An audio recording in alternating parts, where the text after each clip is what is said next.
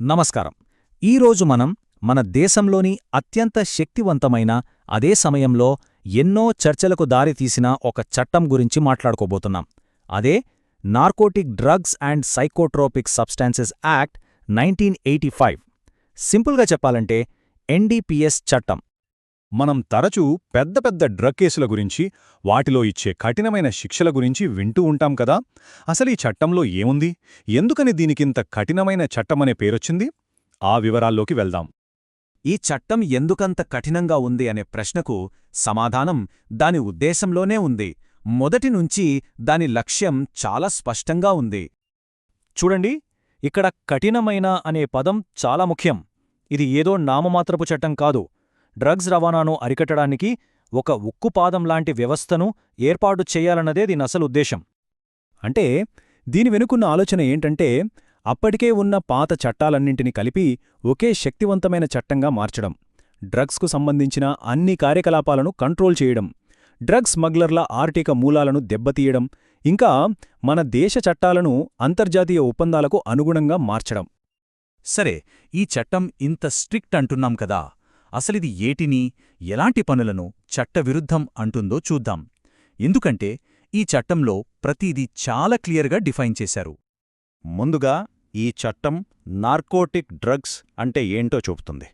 అంటే కోకా ఆకు, గంజాయి, నల్లమందులాంటి సహజంగా మొక్కల్నుంచి వచ్చే పదార్థాలు, వాటినుంచి తయారుచేసే డ్రగ్స్ అన్నీ ఈ కేటగిరీ కిందకే వస్తాయి.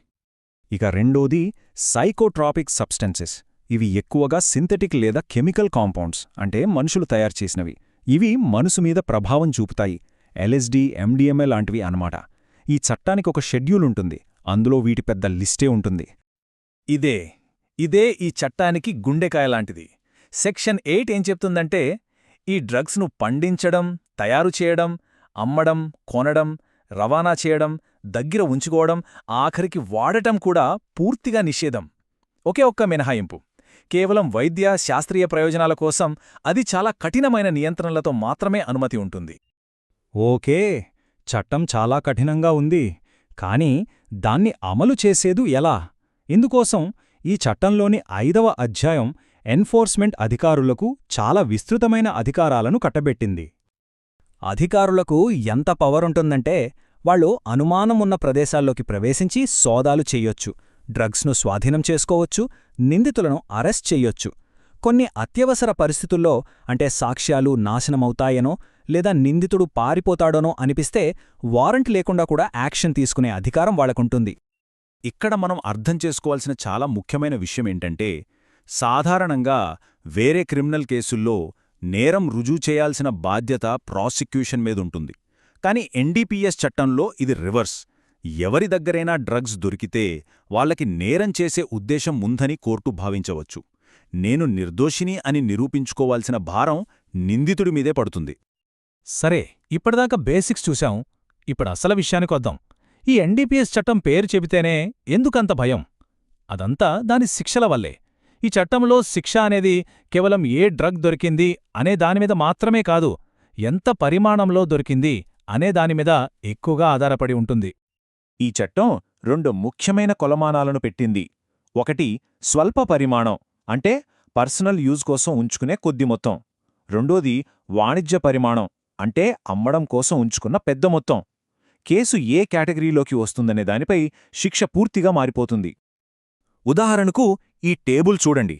గంజాయి కేసునే తీసుకుంటే స్వల్ప పరిమాణంలో దొరికితే గరిష్టంగా 1 సంవత్సరం వరకు జైలు శిక్ష పడొచ్చు.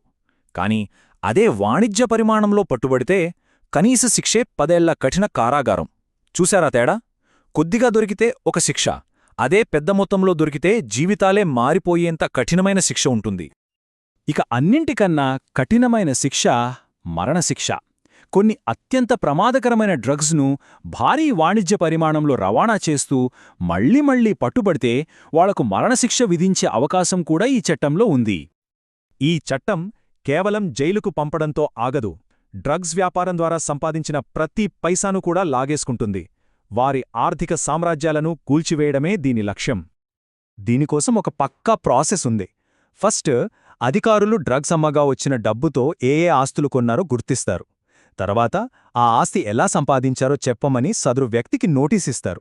వాళ్లు దానికి సరైన లెక్కలు చూపించలేకపోతే ఆ ఆస్తిని ప్రభుత్వం స్వాధీనం చేసుకుంటుంది.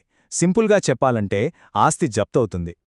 సో మొత్తం మీద చూస్తే కఠినమైన లక్ష్యాలు, పరిమాణాధారంగా ఇచ్చే తీవ్రమైన శిక్షలు, ఆస్తుల జప్తు, వీటన్నిటితో ఎన్డీపీఎస్ చట్టమనేది డ్రగ్స్పై యుద్ధంలో ఒక పవర్ఫుల్ వెపన్.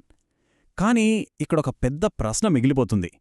ఇంత కఠినత్వం నిజంగా నేరాలను అరికడుతుందా, లేక దీనివల్ల వేరే రకమైన సమస్యలు తలెత్తుతున్నాయా? ఇది శిక్షకు, న్యాయానికి మధ్య ఉన్న సమతుల్యత గురించి ఆలోచింపజేసే విషయం.